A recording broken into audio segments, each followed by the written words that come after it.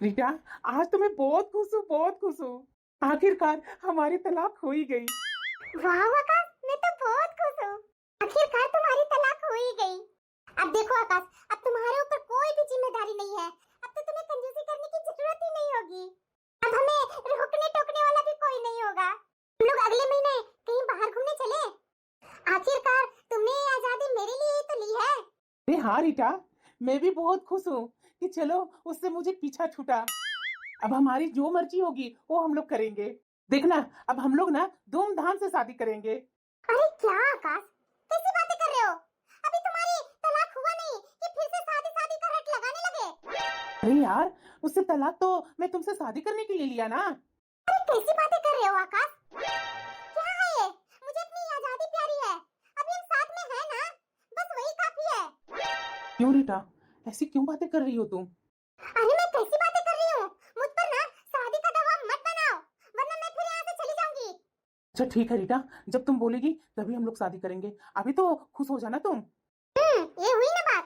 अभी देखो, हम लोग को आजादी चाहिए, फ्रीडम चाहिए। शादी कर लेंगे तो सीधे टोका टोकी चालू हो जाएगा। और तुम अपनी माँ के बारे में तो जानते ही हो, न इधर जाने देगी न उधर जाने देगी। अभी तो हमारी लाइफ शुरू हुई है।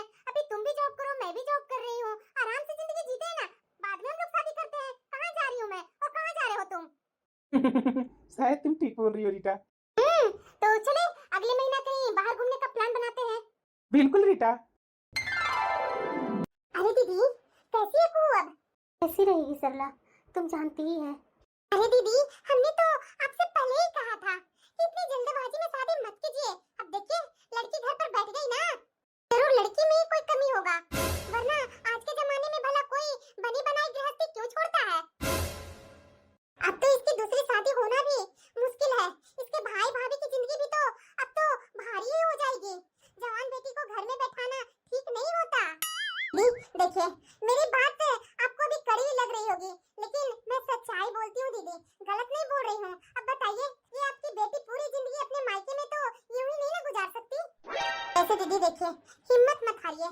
जो हुआ तो भगवान की यही मर्जी होगी।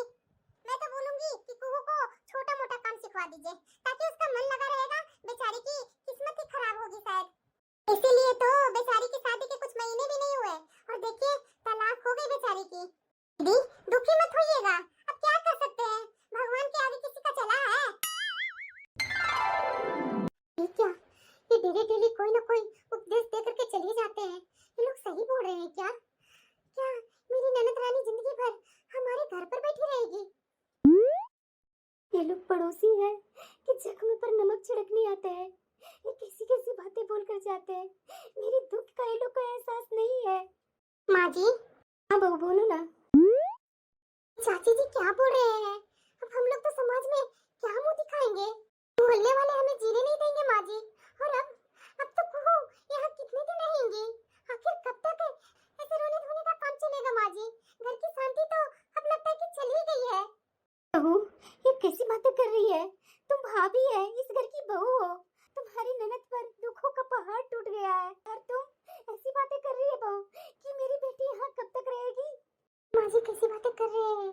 अगर ये तलाकशुदा ननद अब यही बस गई तो मेरी आजादी तो खत्म है। कल को समाज कहेगा कि भाई के टुकड़े पर पल रही है। माँ बाप तो इन्हें सर पर चढ़ा लेंगे, पर झेलना तो मुझे ही पड़ेगा ना। इसका यहाँ हमेशा के लिए डेरा डालना मेरी गृहस्थी के लिए एक मुसीबत बन जाएगी। भाभी और पड़ोसी कैसे कैसे सवाल कर रहे हैं? क्या सच में मुझ में ही कोई कमी थी? क्या मैं वाकई उसे मैं कोई सुख नहीं दे पाई? वो जो चाहता था कि मेरी ही किस्मत खराब थी, जो मेरे माँ और पापा को आज समाज में सर झुकाना पड़ रहा है। सच में आकाश और उसकी माँ मेरे ऊपर जो इल्जाम लगा रही थी, सच थी क्या? हे भगवान, मैंने तो किसी को बुरा नहीं किया, फिर मेरे साथ ही ऐसा क्यों? क्या ईमानदारी की यही सजा है? मेरे बाद मेरी बच्ची को क्या होगा? समाज उसे जीने नहीं देगा और घर में भी अब पहले जैसा हक शायद ना मिले। मैं क्या करूं? मुझे कुछ समझ में नहीं आ रहा है। बेटा, क्या हाल बना रखी है बिटिया? देख लिया ना माँ, देख लिया ना मेरी शादी का अंजाम। आज जो आंसू हम दोनों के बह रहे हैं ना, ये उस गलत फैसले की कीमत है जो हमने बिना सोचे समझे लिया।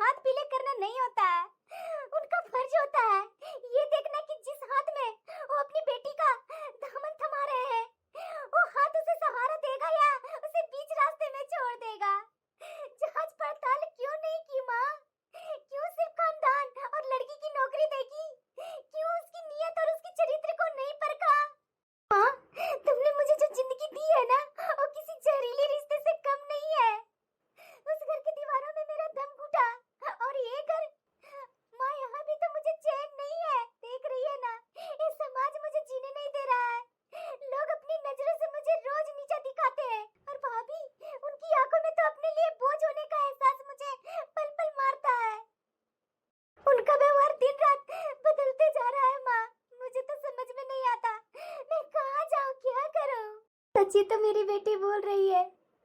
अब मुझे एहसास हो रहा है कि समाज की झूठी इज्जत के चक्कर में मैंने अपनी जीती जागती बेटी की खुशियों की बलि चढ़ा दी। पता है माँ, शादी में तामझाम से ज्यादा जरूरी इंसान की असलियत जानना होता है। इस शादी से मुझे बहुत कुछ सीख मिल गई। अगर बेटी अपने ससुराल में खुश ना हो ना, तो माँ बाप को चाहिए कि तुरंत पता करे कि मेरी बेटी खुश है या दुखी में है। रिश्ते जुड़ने से पहले अपना अच्छे से जांच पड़ताल कर लेना। रिश्ता टूटकर घर वापस लौटने से तो बेहतर होगा ना माँ। सही बोल रही है बेटा, तू एक एक बात सही बोल रही है। हमने बहुत गलती की, उसके कारण हम लोग पूरे भुगत रहे हैं। मेरी तो तुम्हारी जिंदगी को लेकर के परवाह है बेटी, कि कैसे मेरी बेटी जिंदगी पार लगाएगी। नहीं भाग्यवान, हमने जो अपनी बेटी के साथ जो जो गलतियां किया ना, आगे जाकर के अपनी बेटी के साथ ऐसा कुछ नहीं करेंगे। समाज क्या बोल रहा है, और समाज बोलने वाला कौन होता है कि मेरी बेटी जिंदगी भर अपने मायके में बैठी रहेगी कि अपना घर बसाएगी। तुम मेरी बेटी को जरा सा भी टेंशन मत लो। मेरी बेटी का अभी उसका पिता जिंदा है। मेरे रहते हुए मैं अपनी बेटी को इस तरीके से रोते बिलखते नहीं देख सकता। मैं आज बोल रहा हूँ कि अच्छा हुआ कि उस रिश्ते से मेरी बेटी की छुटकारा मिल गई, वरना वैसा रिश्ता में बंद कर मेरी बेटी जिंदगी भर घुटते रहती। बेटा, अब तू रोएगी नहीं। अरे रोना तो उसे चाहिए जो तुम्हारे साथ गलत किया, तुम्हारी जिंदगी के साथ वो खिलवाड़ किया। तुम तो मेरी बहादुर बिटिया हो, तुम क्यों रो रही हो? वो गलत किया और तुम रोए जा रही है, वो तो खुश है अपनी जिंदगी में। बेटा, इतना कमजोर मत बनो। और हाँ बेटा, जो अपनी माँ से तूने आज कहा ना, वो सोले आने सच कहा। हमसे गलती हुई, हमने सिर्फ घर और खानदान देखा, इंसान के भीतर सच नहीं देखा। लेकिन बेटा, एक गलत फैसले का मतलब ये नहीं है कि तुम्हारी पूरी जिंदगी गलत है। ये पड़ोसी और ये समाज, इनका काम सिर्फ बोलना है। आज तेरे दुख पर बातें बना रहे हैं, कल तो खड़ी हो जाएगी तो यही लोग तेरी मिसाल देंगे। समाज हमारी रोटी नहीं चलाता, हमारी हिम्मत, हमारी पहचान होती है। तू इनकी नजरों से खुद को देखना बंद कर बेटा।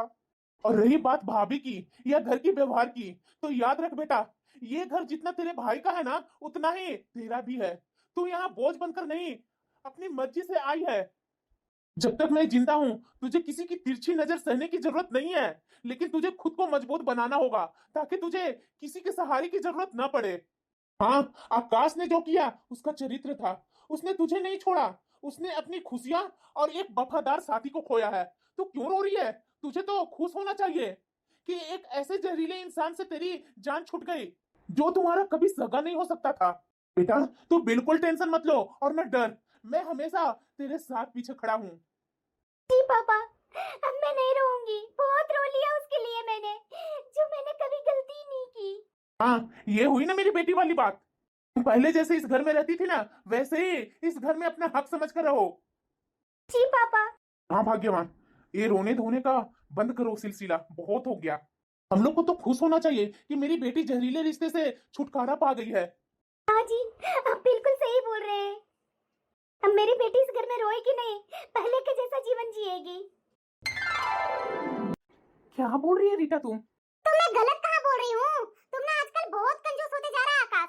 ये कैसी बातें कर रही हो रीटा? कैसी बातें मैं कर रही हूँ आकाश? अरे अपनी सैलरी तो देखो ना। दिन पर दिन सबको प्रमोशन होता है, लेकिन तुम वहीं के वहीं लटके हुए हो। मेरे साथ महंगे रेस्टोरेंट में भी बैठने की हैसियत भी नहीं है तुम्हारी। ये तो मेरा बड़प्पन है कि मैं तुम्हारे साथ यहाँ आती हूँ। और हमेशा इसके मुंह पर लगा हुआ रहता है, शादी शादी शादी। अरे शादी करके मेरी कैसी जिंदगी देगा तुम? देखो, मैं कुहू नहीं हूँ, तुम्हारी पत्नी नहीं हूँ कि तुम जो बोलेगा वो मैं सह करके मान लूंगी, या तुम्हारी माँ और पापा की हर एक बात सुनूंगी। रीटा, कैसी बातें तुम कर रही हो? मैं कभी नहीं सोचा था कि तुम इस तरीके से बोलेगी। अरे तुम्हें मैं कहाँ रेस्टोरेंट में नहीं ले जाता हूँ खाने के लिए। अरे महंगे महंगे तुम्हें कितने गिफ्ट दिया। अरे एक दो गिफ्ट, वो भी कम बजट वाली दे करके तुम बोल रहा है कि महंगे महंगे गिफ्ट तुम मुझे देता है। अपनी औकात मत बोलो। जिस दिन अपनी मेहरबानी खत्म कर दूंगी ना, उस दिन तुम्हारी पहचान भी खत्म हो जाएगी। और ये बार बार मुझसे शादी करने का रट छोड़ दो।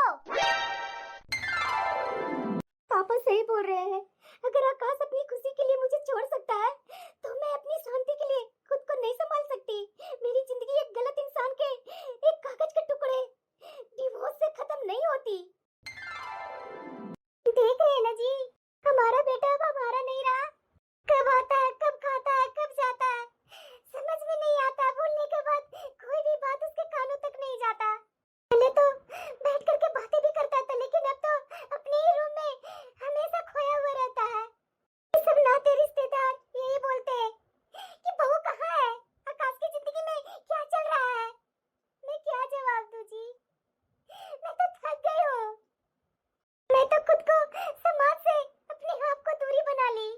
क्या बोलूं भाग्यवान, मैं तो कुछ समझ नहीं रहा हूँ।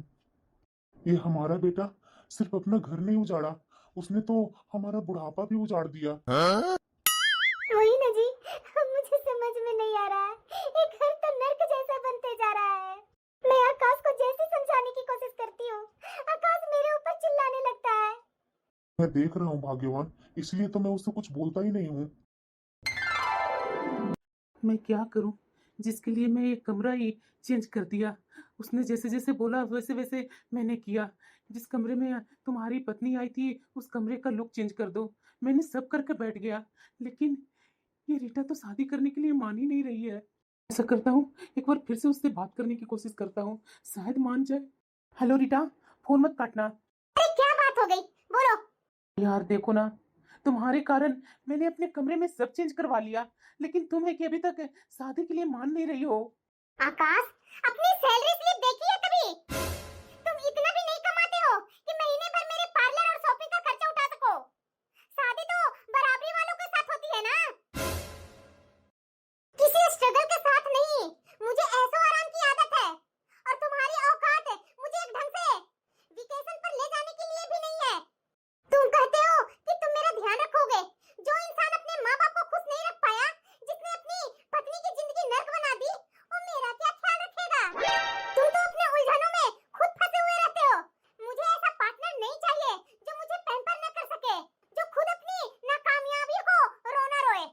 बेटा ऐसा तो मत करो ना। देखो, मैं तुम्हारे साथ ही शादी करने का सपना देखा था। ऐसा क्यों बोल रही है? तुमने बोला उसे तलाक दे दो, मैंने तलाक दे दिया। अब शादी के लिए पीछे क्यों हट रही है? इस तरीके के बोल रही है कि मेरे पास पैसे नहीं है वगैरह वगैरह। तुम मेरे साथ होगी ना तो मैं सब पैसे कमा लूंगा। इस तरीके से मेरे साथ मत करो ना। क्या बोल रहा तुम? शादी मैं तुमसे क्यों करूं? सिर्फ इसलिए कि तुमने मेरे लिए अपना घर उजाड़ा। वो तुम्हारा फैसला था, मेरे ऊपर एहसान नहीं किया। मैं अपनी जिंदगी ऐसे इंसान के साथ बर्बाद नहीं कर सकती जिसके पास न अच्छा बैंक बैलेंस है, न घर में शांति और न समाज में इज्जत। तुम बस एक टाइम पास थे मेरे लिए और कुछ नहीं। सच कहूं तो अब तुम मुझे बोर करने लगे हो। तुम्हारी ये उदासी शकल और ये शादी की रट मुझे घुटन होती है। अगर तुम कल को अच्छी नौकरी नहीं पा सके या तुम्हारी आर्थिक स्थिति नहीं सुधरी तो समझ लेना कि हमारा रिश्ता यही खत्म है। मैं किसी बोझ को उम्र भर ढोने के लिए तैयार नहीं हूँ। ये रीटा कैसी बातें कर रही है? मैं तो कभी भी नहीं सोचा था कि मेरे साथ रीटा इस तरीके से करेगी, जिसे मैं अपना प्यार समझ रहा था और मुझे सिर्फ पैसों के लिए प्यार करती थी। जब तक मैं उस पर पैसे खर्च कर रहा था तब वो मेरी हर बात मान रही थी।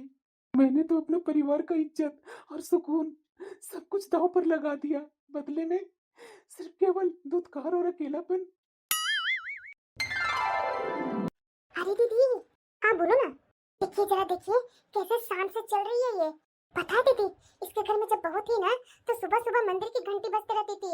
बालकनी से मैं देखती थी कि इसकी बहू दिन रात काम किया करती थी। नई नवेली बेचारी आई थी और इन लोगों ने सिर्फ उसे आंसू ही दिया और कुछ नहीं मिला बेचारी को। ये क्या कर सकती है कमला? इन लोगों को तो शुरू से यही आदत है। मैं तो शुरू से इन लोगों को जानती हूँ, लेकिन मैं इतना नहीं जानती थी कि अपनी बहू के लिए भी इतनी गिरी हुई सोच रखेगी। बताओ जरा, तुरंत अपने बेटे से बहू की तलाक करवा दी। अरे दीदी, तलाक कैसे नहीं होगी? उल्टा चोर कोतवाल को डांटे। बताइए, खुद इसका बेटा को मैंने कई बार देखा है दूसरी दूसरी लड़कियों के साथ, और ये बहू को जैसे तैसे इल्जाम लगा करके तलाक दे करके उसे यहाँ से भगा दी।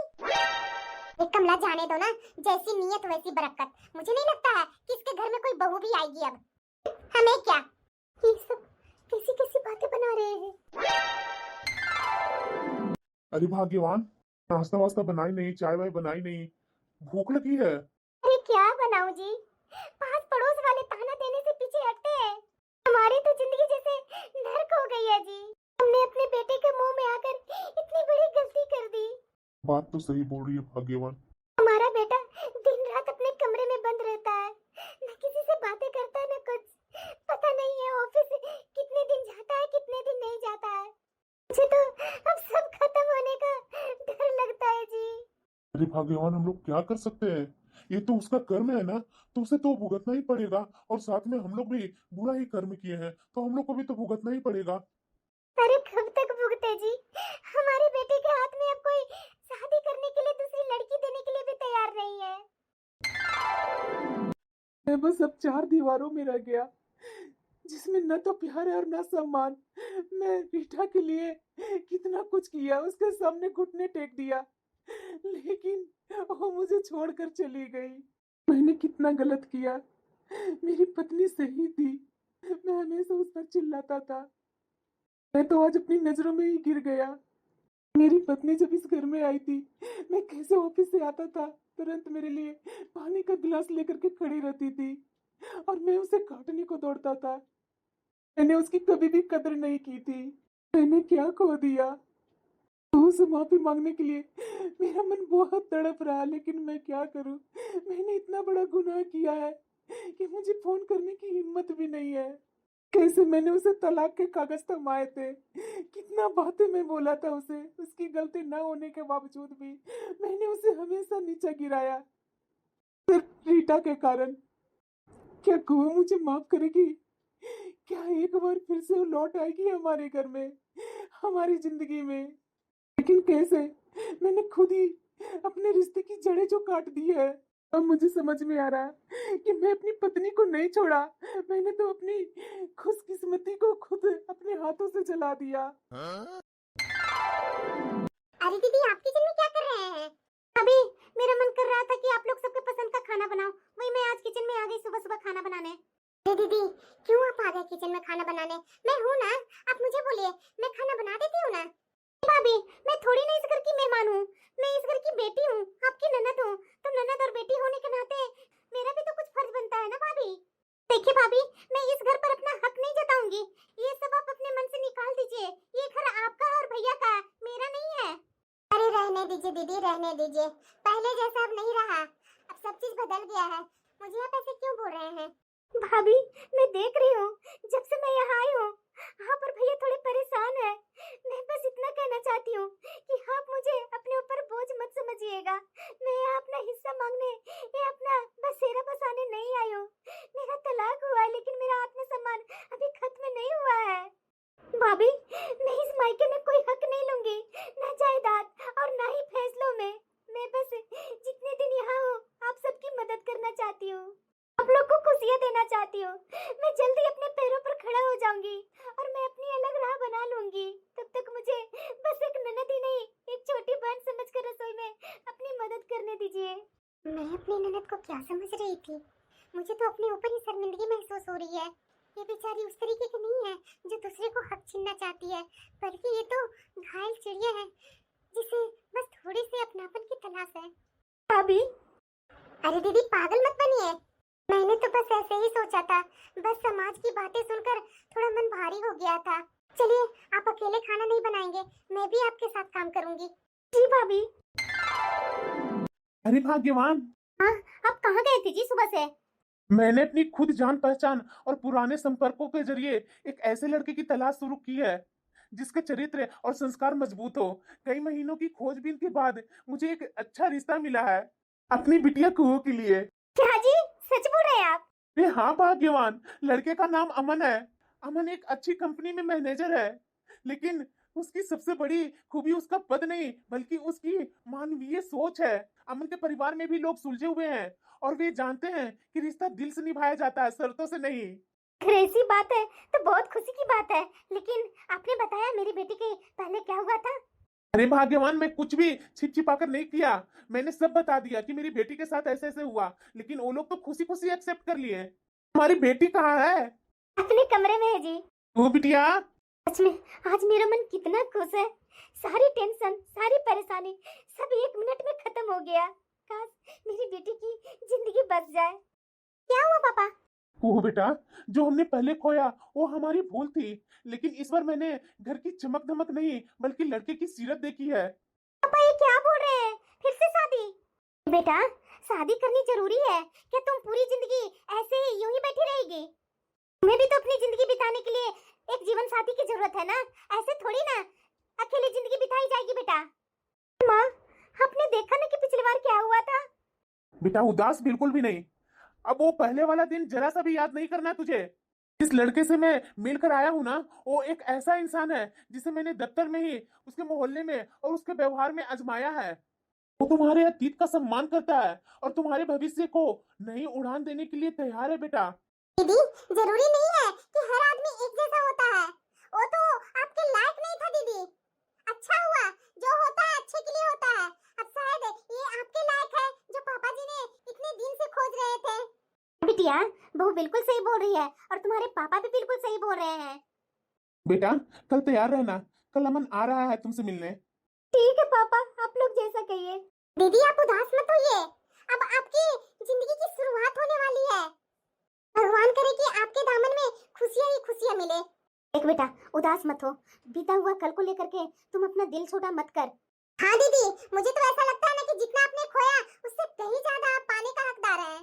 दीदी, कल मैं आपको तैयार करूंगी। जी भाभी। मुझे आपसे मिलकर बहुत खुशी हुई। मुझे भी। आप इतना चुपचाप क्यों हैं?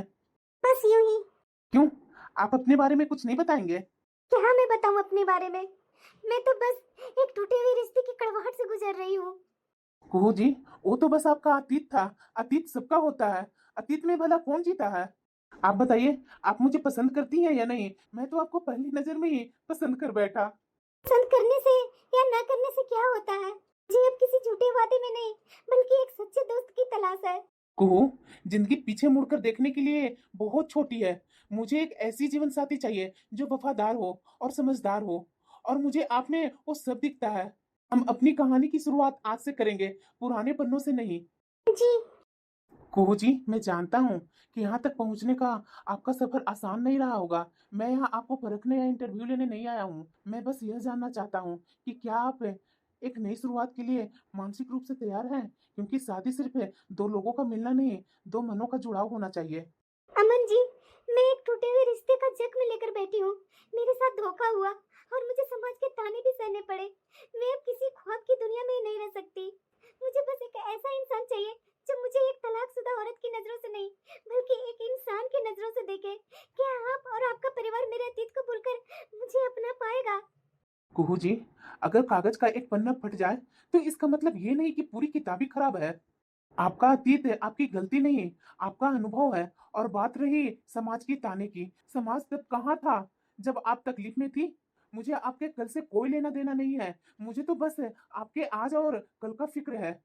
मैं अब आत्मनिर्भर बनना चाहती हूँ। मैं घर की चार दीवारों में कैद होकर नहीं रहना चाहती। क्या शादी के बाद मुझे काम करने की आजादी होगी? आजादी शब्द यहाँ गलत है कुहू जी, ये आपका हक है। मैं चाहता हूँ कि मेरी जीवन साथी मेरे कंधे से कंधे मिलाकर चले। आप जिंदगी में जो भी करना चाहोगी, मेरा साथ आपको हमेशा मिलेगा। और हाँ कुहू जी, रिश्ते वफादारी से चलते हैं, चालाकी से नहीं। मुझे खुशी है कि आपने सब कुछ साफ साफ कह दिया है। मैं आपसे वादा करता हूँ कि मेरे घर में आपका वो मान सम्मान मिलेगा जिसकी आप हकदार हैं। अब ये फैसला आपका है। बेटा। हाँ अंकल जी। पापा आप लोग बातें कीजिए, मैं माँ के पास जा रही हूँ। ठीक है बेटा। बेटा आपने बताया नहीं, आपका क्या राय है? अंकल जी, मेरी तरफ से तो हाँ है। आप मेरे माँ और पापा से मिल लीजिएगा, और मैं तो चाहता हूँ कि एक बार कुहू को माँ और पापा से मिला दूँ, क्योंकि जितने इसके मन में कड़वाहट है वो कड़वाहट खत्म हो जाए। ठीक है मन, मैं भी यही चाहता था। आगेवान, हाँ जी।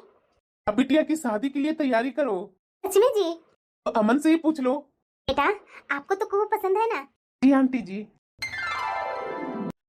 मैं तो कभी सोची नहीं थी कि मेरी जिंदगी में इतनी जल्दी खुशी आ जाएगी।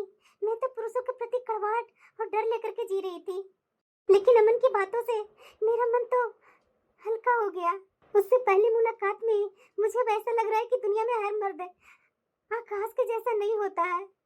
कुछ लोग घाव देने आते हैं तो कुछ उन घावों को भरने का हुनर भी रखते हैं। नहीं, मुझे उसके बारे में जरा सा भी नहीं सोचना। अब अपनी जिंदगी के बारे में सोचना है।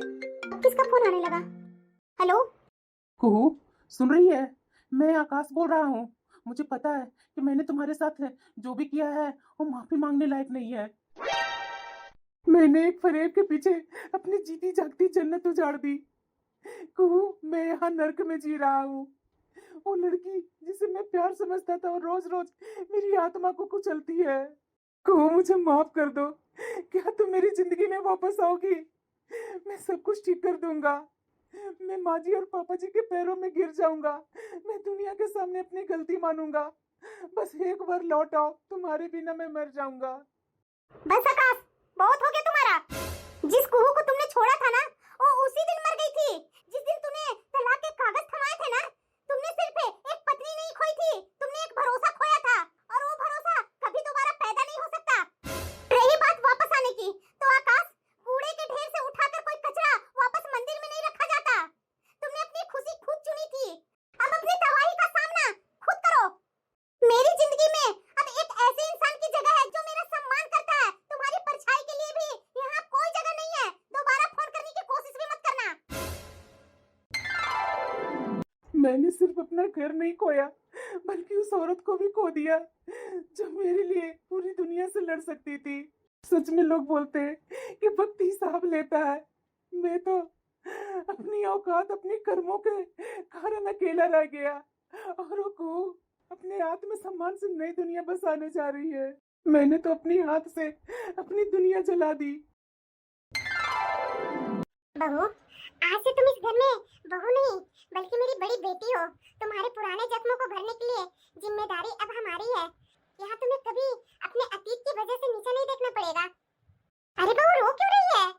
क्योंकि माँ जी, मैं कभी सोची नहीं थी कि दोबारा मुझे इतना प्यार मिलेगा। अरे बहू, अब रोने की क्या बात है? ये तुम्हारी अब नई जिंदगी शुरू हुई है। अमन, ये कुहू कैसे रो रही है, जाकर समझाओ। अरे कुहू, तू रो क्यों रही है? कुहू, ये घर जितना मेरा है ना, उतना ही तुम्हारा भी है। यहाँ तुम्हें किसी से दबने या डरने की जरूरत नहीं है। तुम्हारी खुशी और तुम्हारी आत्मसम्मान मेरी पहली प्राथमिकता है। मैंने तो कभी सपने में भी नहीं सोची थी कि दूसरी शादी में मुझे इतना मान सम्मान मिलेगा।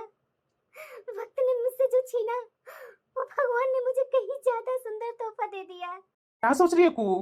कुछ नहीं, मैं इतना अच्छा परिवार पाकर मैं बहुत खुश हूँ, इसीलिए आंसू निकल गए। मुझे तो तुमने डरा ही दिया था। अब ये रोना धोना बंद करो, मुझे बिल्कुल भी नहीं अच्छा लग रहा तुम्हारे आंखों में आंसू।